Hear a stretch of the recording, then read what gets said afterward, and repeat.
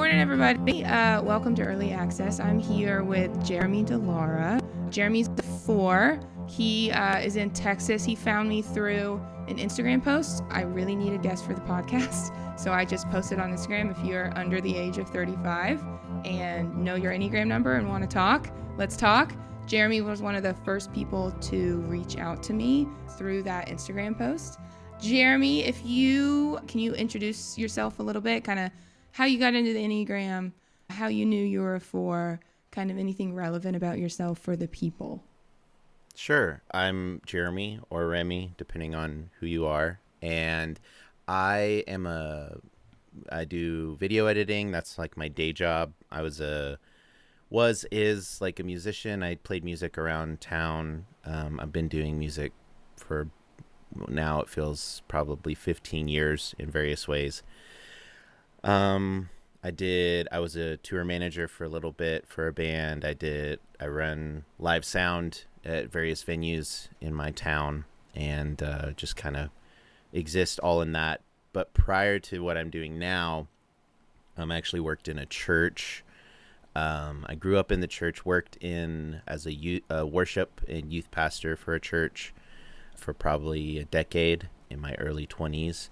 And in that particular place, I had got married really young, and her older sister worked for an organization in Kentucky that did like social justice stuff, but also part of their thing was they also were training people with the Enneagram. And so she was like, her sister was trying to just get anyone she could to like take the test and figure out classic like what Enneagram they were. story. Yeah. And so I took the WEPS test. I don't know if that's okay. I haven't heard of that one. Yeah, so WEPPS I think, or PSS, I don't know. But it was this really extensive test, and she walked us through what those numbers meant, what the wings meant, the sort of stress relaxed arms, or whatever sort of terminology depending on who you talk to. And yeah, so that had to have been 2014, 15, I think, 16. And yeah, so I found out that I was a 4 and kind of really started digging into what that meant. And it made sense because of all of the sort of, not that it's exclusive to 4s, but 4s tend to be creative. And I've sort of always been creative. I've always sort of valued what I thought was like a unique perspective, and to have something that sort of validated some of that was exactly what a 4 is looking for, is validation and to be understood. Right. Or rather, to not be misunderstood, I think is probably the more important thing. That's an important distinction that I don't think other people would make. So talk more about that, like what it feels like to want to be not misunderstood versus understood. Yeah, I think for me, and I'm trying to like kind of let some of the facade down, the sort of like look how different I am. Yeah, if I'm being, I understand as a 3. Yeah, I get it. Yeah, if I'm being really like trying to be really frank about it. Yeah, to be understood means that I'm not as different as I think I am. Like if you're so easy to understand, then yes. Okay.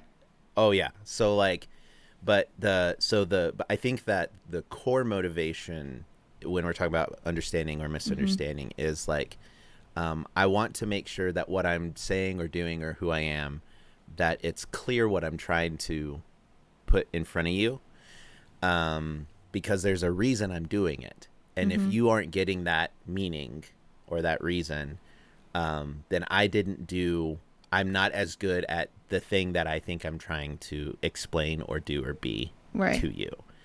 And that can feel invalidating. And I think that's the tension of 4s is we want to constantly be misunderstood and brooding and mysterious. But also, if you don't understand me, then am I really a person? Right. You know? Interesting. And yeah.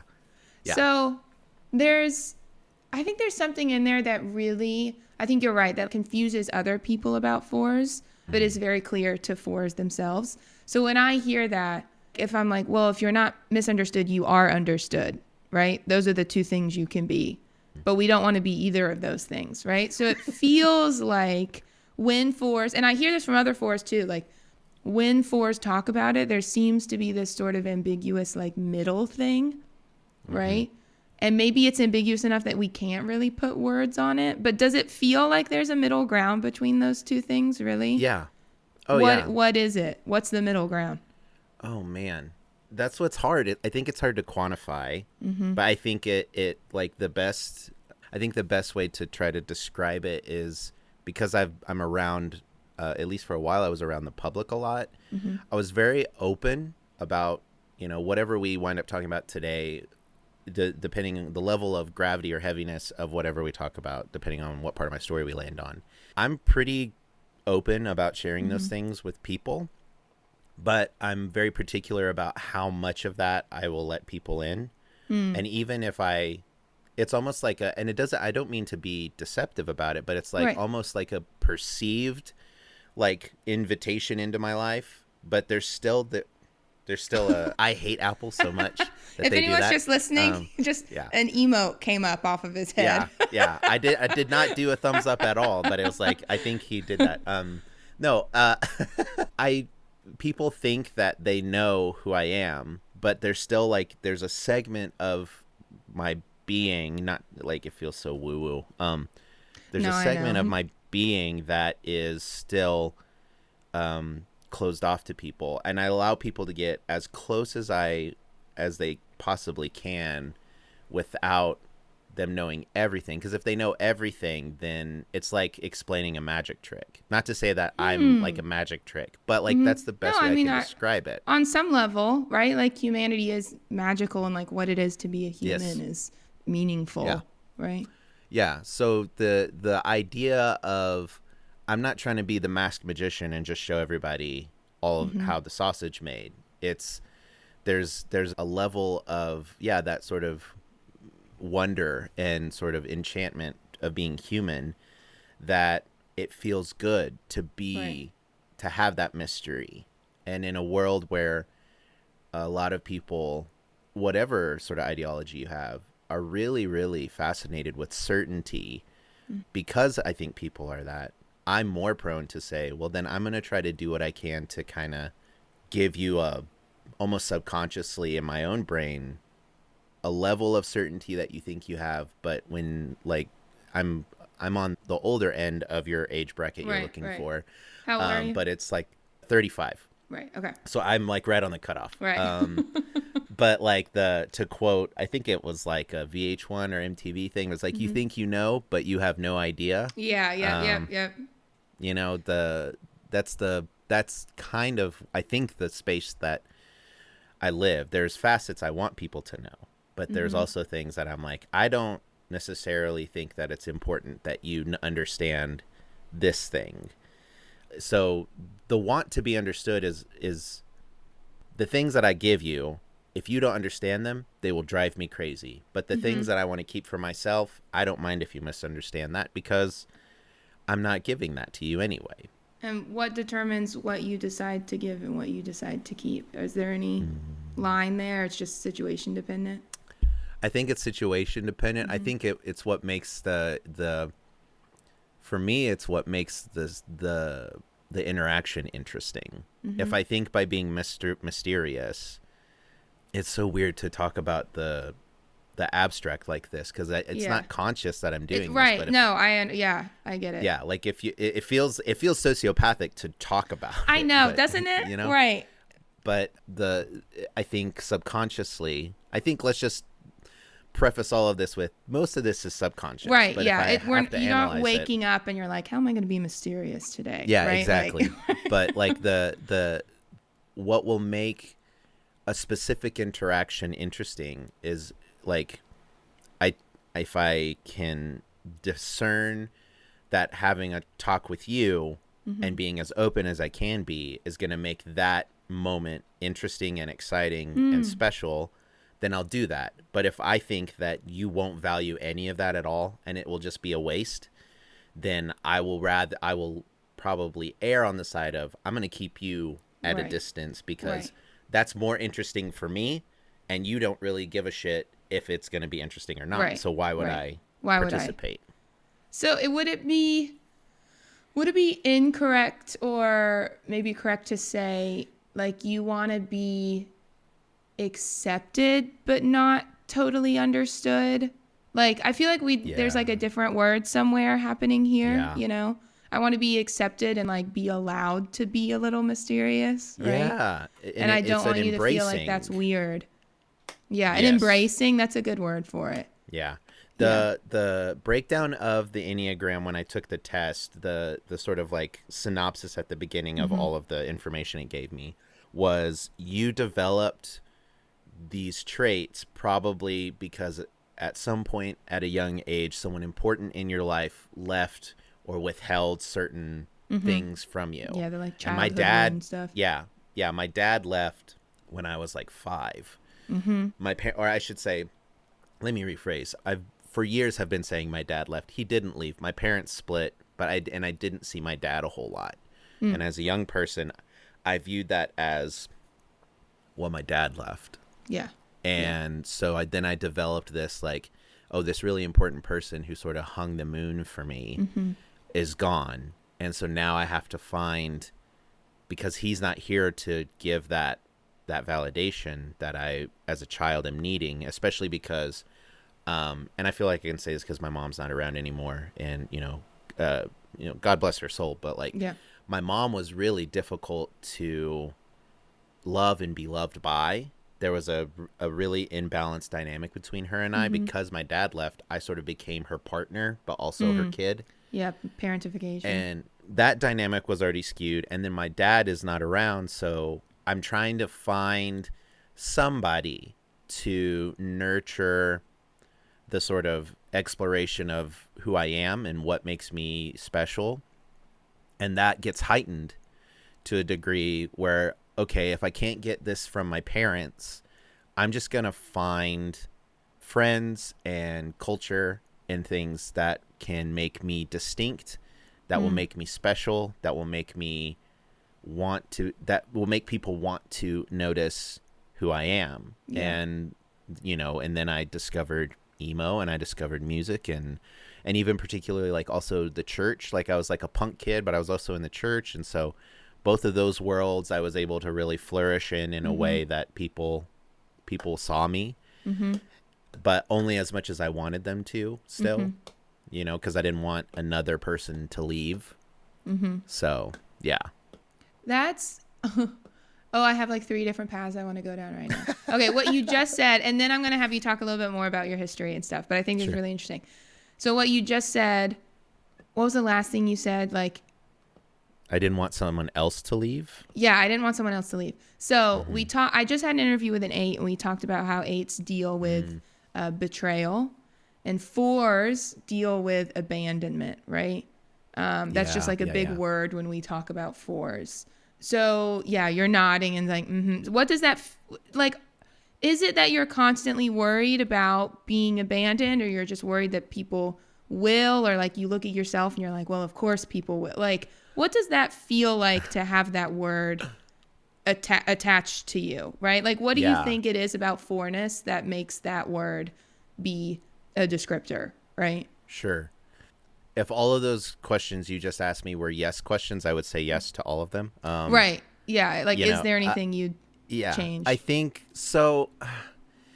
A lot of it, I've read things when it comes to 4s that 4s have a tendency to feel like they're extraterrestrials, that they're like aliens. And so I think there's a fear that because of this perceived uniqueness that we either have or long to have, that at some point people are going to give up on trying to understand and just move on, because especially in the sort of world we live now in 2025, people very quickly move on to the next thing. Right. And so I think that now it's sort of heightened of, oh my gosh, I was too mysterious and this person is gone now. Right.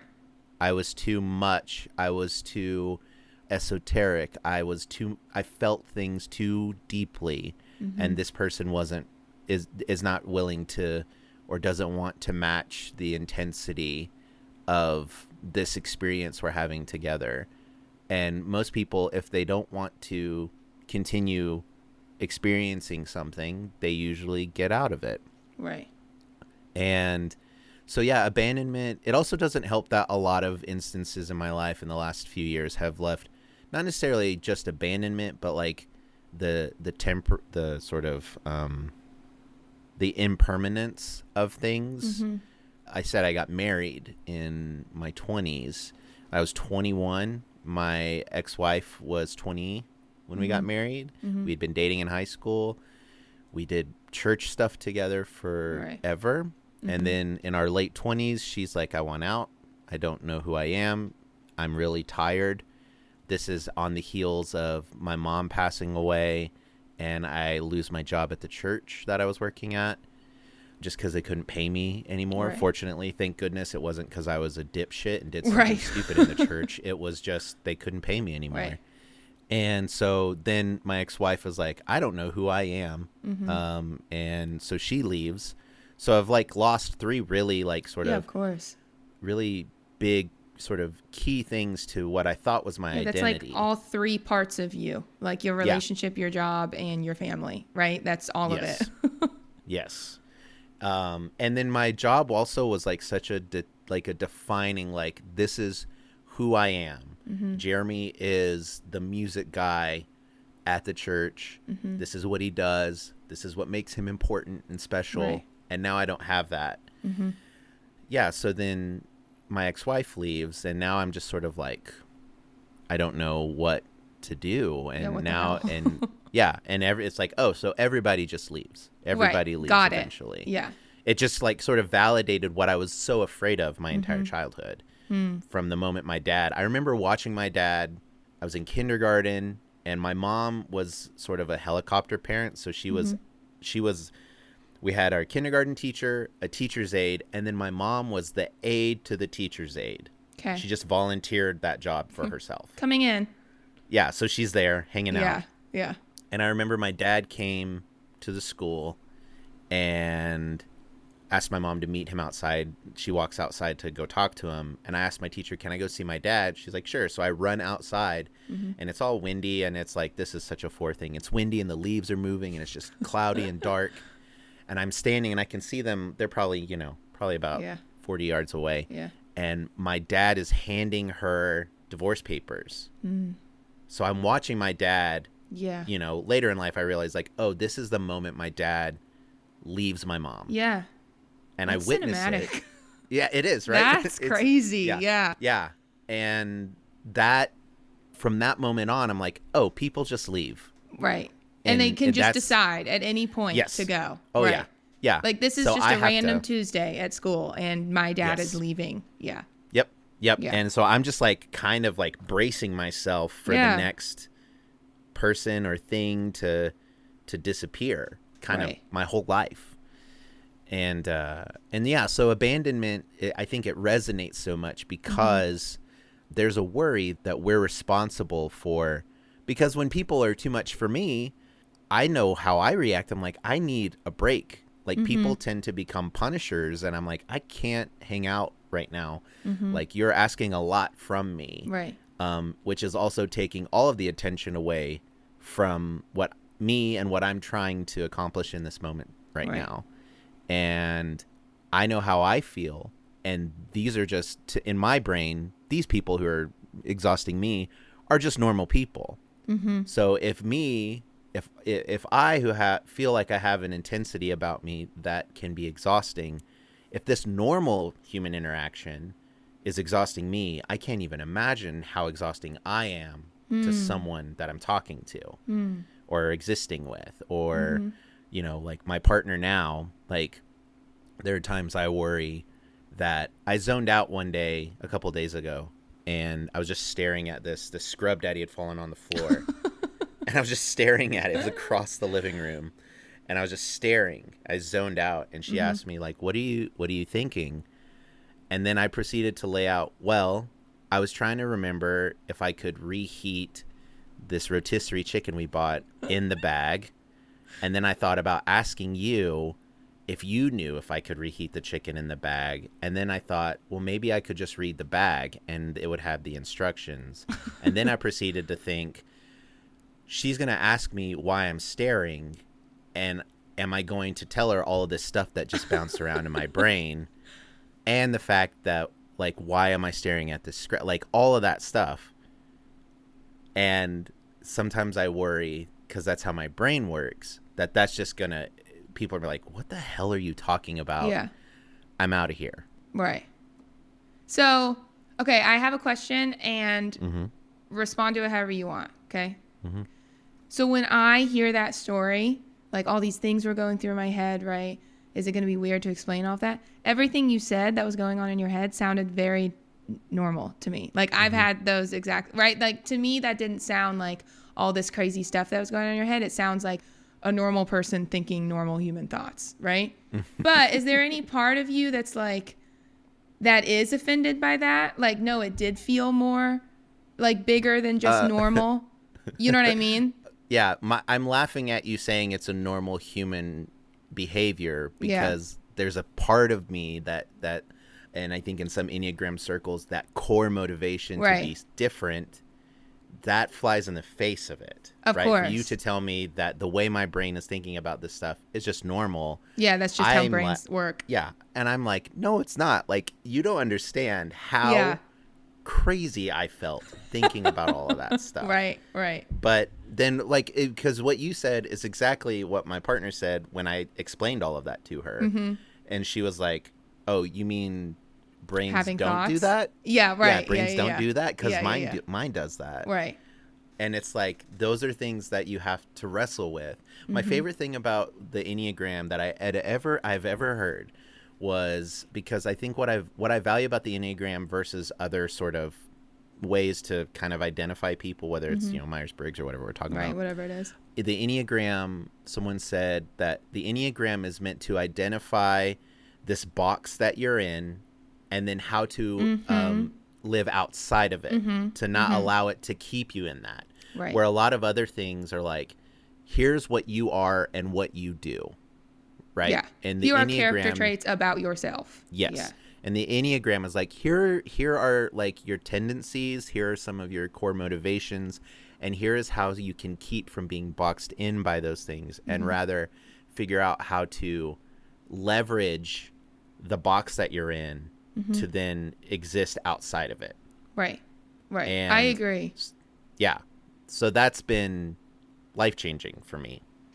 So is it like you have this immediate reaction of like, no, it has to be different, right? Because that's your core thing of a 4. And anyone, like, that's one of those things, anyone listening who's like, oh, that's so crazy, like, just get over it. Like, what I will say is you also have a core thing that you can't just get over, right? Like, you have your own version of that. And I could say that same thing to you, right? But given that that's the first reaction, that's the first gut reaction of like, no, it has to be different. Do you think there is some healing in 4s to realize that it is just normal? Or do you think that's really not what 4s need to like learn? Like when you think about things that have helped you get out of the hard parts of 4, right? And get out of the box, what have you internalized and what have you learned, right? Yeah.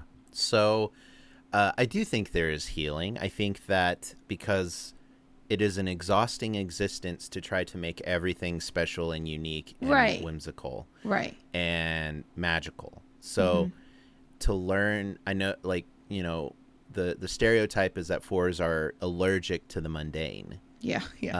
But I think there's something, it's like, I'm going through like almost every sort of Enneagram cliche, but I mean, they exist for a reason. Yeah, exactly. Right. But the sleeping at last record, I don't. Yeah, for anyone who is aware of that, if you aren't aware of that and you're interested in the Enneagram, please go listen to. He has this entire record based on the Enneagram. Each number has their own song. Each song is played by musicians that are that number. And I didn't know that part. That's cool. Yeah. So like so if there's 8s, there are 8s on that record. There's 7s on 7. Like, anyway, so on 4, there's a lyric, and I used to have a shirt on it, a shirt with the lyric, but it's like, oh goodness. I just listened to it this weekend, so if you start it, I just taught a class and we listened to it. Let me see here. It's the very end of the line. It says, "Bodies fashioned out of dirt and dust, for a moment we get to be glorious." And then, so the whole song is about longing to be different and needing to be, all of these stuff, like maybe my heart needs to break to be sure. All these really wonderful, heartbreaking lines. But at the end, he says, "Get to be glorious. What if we already are who we've been dying to become? In certain light, I can plainly see a reflection of magnificence hidden in you, maybe even in me." And the desire to, oh my gosh, it's so, I know. It's so, and so, cause you said you're a 3. Yeah. So you're adjacent to a 4. You probably, you have those, some of those traits. I feel a lot of 4 for sure. Yeah. Which I feel like a lot of 3. I'm a 4-wing 5, but I definitely, as I've gotten older, find myself clinging on I tell to a people lot of you start in one, but as you get older, you kind of start to feel the other one, and that's for sure. Yeah. But that line, it's because a 4 is looking for that magnificence, and to be presented with the question, what if you're already special? Like, what if everything that you are trying to do to make yourself unique and sort of remarkable, the fact that you are just a human with a circulatory system on a planet that is spinning around in infinite nothingness, ever expanding infinite nothingness, and you in this very moment get to exist, that is a miracle. Right. And that in and of itself should, like, that makes you glorious. And that's the scary thing is, for a 4, that truth is for every human in this moment. And it's like, well, then now I got to find something to be different from everyone else who is also miraculously here. If everyone's unique, then no one is. Yeah, the syndrome thing from Incredibles. If everyone's super, then nobody is, right? I remember hearing that line and it devastating me watching that movie. I've never thought about that before, but that's really good. Yeah. Yeah. But I think there's healing in realizing that I guess it's sort of it's a realism kind of thing, to be a realist and say, okay, not everything can be dramatic and cinematic and beautiful and, like, not necessarily beautiful, but like just like special. Because if every moment of your life is special and unique, then none of it is. None of it is. Right. So you need that, the mundane, you need the sort of the taper off to then sort of accentuate when moments are special. And there's some healing in that, because then you get to kind of like, what if we're already who we've been longing to become? You can just kind of like sit back and just relax and realize, all of this striving and this I've been boxing myself in on this pursuit of specialness. Right. The Lego movie destroyed me because that's all that it's about. Right. To be fair, every movie destroys me. Yeah, I can watch a movie and cry, but the Lego movie was just like, especially like Emmett's like, you are the most special, I wish I could memorize that monologue. Yeah. But to be able to tell the Will Ferrell character he's looking for that, because he sort of feels like he's lost himself. He's disappeared into being president business, that you are just as much as I am, just as much as these master builders are, all of these people, you are the most special, most unique, like wonderful person. And there's so much rest in that when you can realize we've already become that. And then when something, because there's the nature of the ebb and flow of existing, you will find yourself in another instance that is magnificent and glory and cinematic and special and all of those adjectives that we're longing to experience as 4s. That will come again. You don't have to be afraid. I'm saying this to myself because I worry about this already, because I stopped playing music in May and I took a break, and I'm worried about who I am without doing music. And to say, another moment will come. It's just maybe not right now, but humanity is so beautiful and magical that whether you like it or not, something cool is going to happen again, or something unique is going to happen again.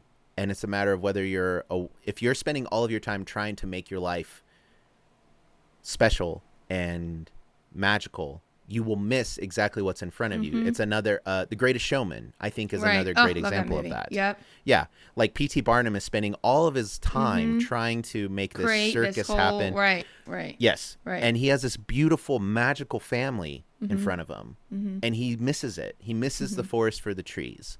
And that's just, I'm noticing that movies have a very big impact on how I view stuff. Right. But that's the healing, is in realizing the world is just going to make those special moments for you. It's a matter of whether or not you're willing to catch that wave or not. Right. It's not up to you to. Exactly. I have two stories that are like, I'm reminded of very heavily for this. So the first one is, so I learned almost everything I know from the Stabile family. So either Suzanne Stabile or her daughter, Joey Shuey. And Suzanne, when she talks about fours, like at the end of all of her little things that she says about fours, she talks about, if you need to live life in the extraordinary, you're going to be lonely a lot of the time, because most of life happens in the ordinary. And if you only ever value the extraordinary, like, you're just going to miss a lot, right? Which is exactly what you're saying. Yeah. And so her advice for fours is like, you need to find some way to be able to live in the ordinary, right? And to be able to find the beauty in the ordinary and all these things. And then my second story is, so because I learned a lot from the Stabiles, the way I did that was I did a cohort program with them. So for a year, I went down, and 4 times in 1 year, I went down and just like sat in a room and learned from first Suzanne, and then this year I'm doing it with Joey. In our cohort with Joey, there is a 4. George, if you're listening to this, hello. I have no idea how old he is. George, sorry if I get it wrong, maybe 70s something, right? Oh. So he has a lot of wisdom, and he can talk about 4s really, really well, right? But I'm always going to remember this thing that happened at our last cohort. So he was out with somebody like during lunch or something, right? During lunch, we just all break, and you just either go eat by yourself because you're tired of talking to people, or you go outside or whatever, right? So he was talking with somebody outside, and that other person was going through something, or something was happening in that person's life, right? And George, I don't think he knew, but he was just giving really good advice. Like, I don't think he was meaning to, but he had like really good things to say, right?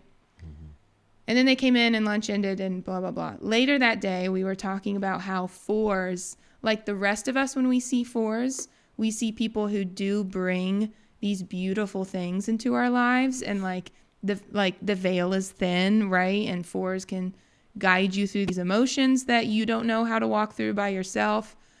And George was like, I forget what he said, but he was just being a little like, I don't think that happens, right? And the guy was like, George, you literally just did that outside. Like, you literally just solved my problem for me outside. And I wish he was here so he could put the words on it, because I don't want to put words in George's mouth, but you could see it in his face that he was like, but that was just ordinary. Like, I wasn't trying. I was just talking to you. Like, that wasn't special, because I wasn't like it wasn't this whole thing. We were just like sitting outside on the grass and talking. And the rest of us were like, yeah, exactly. Right. And you were awesome in that ordinary space. Yeah. Just who you are when you are not trying, when you aren't thinking about it, like helped somebody. Right. And you could just like see it in George's and the other 4s in the room. Like this, I can be that when I'm not trying. Right. And when it doesn't feel big and it doesn't feel special. Like, almost he didn't believe us. I don't know if he still doesn't believe us, you know? Sure. But we were trying to say, like, no, we get that from you all the time. Yeah. Even when you don't think you're giving it off, right? So I don't even know really why I want to tell that story, but I think it's something, I think people misunderstand 4s. Yeah. right? Well, and it's fascinating because I think what and I mean, I don't know if George would agree, but I think what's happened is for fours, our sort of like threshold or like the bar for what's extraordinary, we've raised it so high. Yes. Yeah. So for us, what is extraordinary has to be like the most like extreme, a whole thing, crazy. Yes. Yeah. So a simple moment of like just talking to someone, like it's like, what are you talking about? What was special about that? But right. We don't realize that, like most people, when I do realize it, I get a little irritated, but like most people aren't willing to or are unable to navigate complex or heavy they really human are emotions. Not. Yeah. And I was like, I feel like I can say this, like my ex-wife, we're cool now. Like it got weird for a little bit, but we're cool now, and she's off living her own life, and it's really beautiful and wonderful. But she was a 9. So she was very much like not processing anything. And she was just here to keep the peace. Yeah. And I just don't want to get into, because that means that that feels like conflict to 9s, right? Yes. Getting into stuff. Yeah. Yeah. My fiance's a 9. So there's like so for us, like the threshold of what is extraordinary is so high. So when you tell us like, no, that when you talk to me that one day, like that was incredible. Or like, what are you talking about? It's sort of like when somebody who, if some, I think there's whether it's like we're talking about like drugs or we're talking about even so, like I think particularly like what we're doing on our phones, like when we take in stimulus so much, you sort of numb what brings your brain alive. And if you can cut out certain things that activate those parts in your brain and allow them to rest, then when you come back to something that gives you a dopamine hit or gives you some sort of serotonin, smaller things can make those feelings happen. Yeah. Where if you're just constant stimulus all the time, it takes much more to make you feel that way. And I think that comes also with like emotional catharsis. It's the same. Yeah. Yeah. So, yeah. That's interesting. So one of the things I wanted to do when I started an Enneagram podcast for young people was, I feel like now I get to talk about things that young people know a little more about than the older generation, right? One of them very heavily being technology and what it feels like to grow up on technology. Like you said, you're 35. So I know that I'm 26. So I know that 10 years, especially technology wise, is a big gap, right? Yeah. Like how old were you when you got like Instagram or whatever? I mean, I got in on the ground floor when it started, which had to have been what, like 2010? 12? 10 something? I don't know. Like how old that? would you have been? I would have been 20. Okay, so like college-ish. But I guess I think it still stands to some point. Like we are not done baking by the time we're 20, right? Like things are still happening in your brain. And when you pick up social media and all this technology stuff, when you are still forming, like it does something to you, right? So I think it's very interesting that I think all the numbers would attach to something different and like be bothered by something different with all this stuff. And so I think it's interesting, but also, like, of course, that a 4 is like, we are losing our ability to find normal things interesting, right?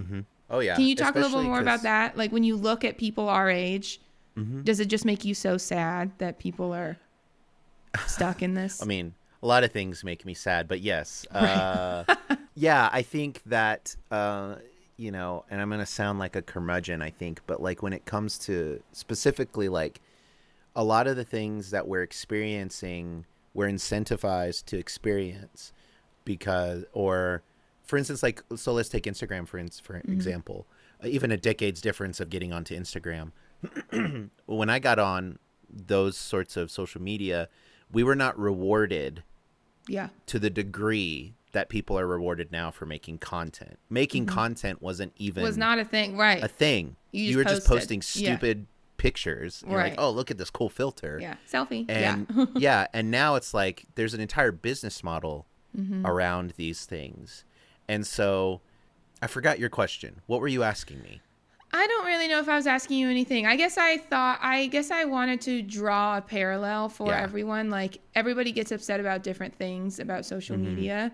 Yeah. And I think one of the things that fours are valuable for is reminding us that, like, life is not supposed to be like this, right? Like this, like the things that are special happen in real life. Like, this is all curated. You know what I mean? Like, do you feel that when you, as a four, when you go on social media, do you just get this overwhelming, like, this is all curated? Like, none of this is real. Yeah, to a degree. I think also one of the it's probably not unique, but that was the word that first sort of bubbled up when I was thinking about it. I utilized social media in a way that was expressive. I very rarely have been motivated outright by people's engagement with what I do. I'll post especially in the middle of my divorce, like if you were to scroll through my Instagram and find, it's very clear on my grid when I was going through a divorce. What was happening? Yeah. But I was using it to express in a way that I didn't necessarily feel like I had other avenues to do that. But I think that it's more, I think the disappointing thing for me is looking at the motivations behind why people use the social media that they're using. My partner has a 13-year-old, and I can see particularly in young people that when I ask her what she wants to, not that she has to figure out what she wants to be when she grows up, but I feel like by the time you're 13, there are some things that you would be interested in doing. You like. Yeah, right. Yeah. And I don't think that many young people are thinking about what they want to do. I think they're just kind of hoping that maybe I'll catch a wave and I'll get a bunch of likes on a thing, and then I can try to figure out how to run with that momentum and just be famous. Right. And as someone who wanted to be famous for a very long time, I wanted to be an actor or a musician or something in the public eye. I wanted that. I can sympathize with that, but also, like, when that's all that you're motivated to do is like, I've got to go viral. Right. That makes me very sad, because then what are we actually... I just made this whole TikTok about this because I was bitching about the music industry, because a part of the reason why I quit, someone had posted this video like, hey, this is going to get really like behind the scenes when it comes to music, but with Spotify, they're like, the waterfall method doesn't work anymore. So waterfall method is you have 5 songs, you release one, and then like 2 weeks later you release another one, but that one you just released is also part of that release. Okay. So then you're sort of just stacking streams on top of a song. Yep. And so your first song could wind up with more streams because the algorithm is seeing you releasing stuff regularly. New. Right. Yeah. They said that doesn't work anymore. It's now based off popularity points on a release that you do with a countdown thing, but you can only use the countdown thing if you have more than 5,000 monthly listeners, or maybe 500,000. I don't remember the number. Yeah, whatever number. It was some gatekeepery thing to reward the Taylor Swifts and the Metallicas of the world, right? And to not help independent artists. And it made me so angry, because even within the medium that I've spent a large majority of my life doing, it is requiring me to lose everything I make goes through the filter of, will you like this first? Right. Rather than the first filter it should go through is this the thing longing to be said? And that's the difference, is most people go through first, how can I maximize the amount of listens on this thing? How can I get someone to see this more often? How can I, and it loses its soul. Like what interests me when it comes to creative stuff is, are you saying something that is unsayable with normal words? Yeah.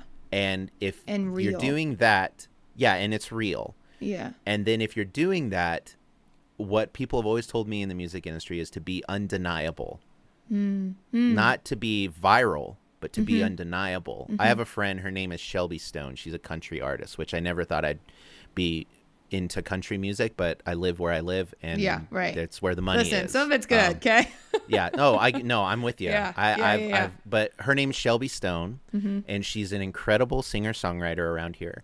And she's just shifted away from...